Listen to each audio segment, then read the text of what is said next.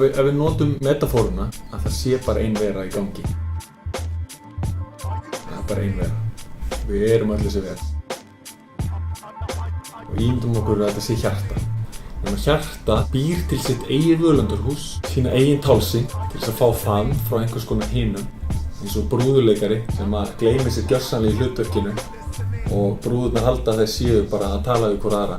Og völundarhúsið verður flóknara og flóknara úr því að vera einhvers konar bara atóm, yfir í sameindir, yfir í prótein, yfir í vefi, yfir í líkama. Og síðan ertu með manneskjur, þær eru þessi vera. Þessar manneskjur eru komnar yst í völundarhúsi og þær horfa á hverja aðra og þeim finnst þær að vera aðgreindar, eða þeim sýnist þær að vera aðgreindar. Tilgangurinn er tvennur, að skapa meir, skapa flottari fyrirtæki, fallegri staði, betri mat, gera eitthvað fallegra og betra fyrir alla hina. Og þannig er bara mjög falleg og flott einstaklingshyggja. Þarna þarf kraft og það þarf, þú þarft að fara í sjósund og vera peppaður, þú þarft að kunna á kerfið. En á sama tíma ertu alltaf hjartað og það kallar alltaf á þig inn í völundarhúsið aftur.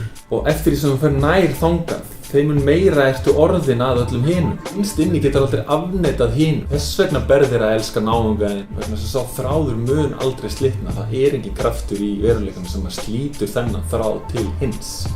Og þá er ekki bara fjölskyldaðinn eða eitthvað heldur allir, vegna þess að það er bara ein vera í gangi. Hún getur aldrei slitna frá sjálfri sér vegna þess að hún er allt. Innst inn í veruleikunum. Við getum kallað að það sé félagshyggja. En hún er ekkert betri eða verri heldur en einstaklingshyggja. Þetta er dansinn þarna á milli. Þegar þú sest við kosningaborðið og ert að kjósa, þá eru þessi tvö öfl í þér. Þú ert dæmdur til að vera í einhvers konar geðhvörfum milli þessar tveggja afla í þér. Jú, þú vilt að það sé eigi sér sköpun, að það verði eitthvað til, að það sé kraftur, að það sé einstaklingshyggja aftur. En þú vilt á sama hátt að allir sitji við sama borða, allir njóti þess sem þú njótir. Þú getur aldrei afneitað þeim kjarna. Og það er þessi eilífa togstreita sem mætir hverjum þeim sem sest inn í kjörklefa. Á ég að kjósa fyrir mig og hina. En þessi leikur er alltaf settur í gang vegna þess að við þurfum alltaf þessar orrustur. En vitandi þetta, hvernig kýstu það? Ef maður sér, ok, þetta er bara tvær hliðar sama peningsins sem er maður sjálfur einhvern veginn. Hvernig er þetta? Já, niðurstaðan er svo að í raun og veru er það aldrei þú sem ert að kjósa, heldur er það hjarta sem er að kjósa. Þannig að slakaðu bara á og gera það sem þú gerir. Þú munt alltaf velja rétt.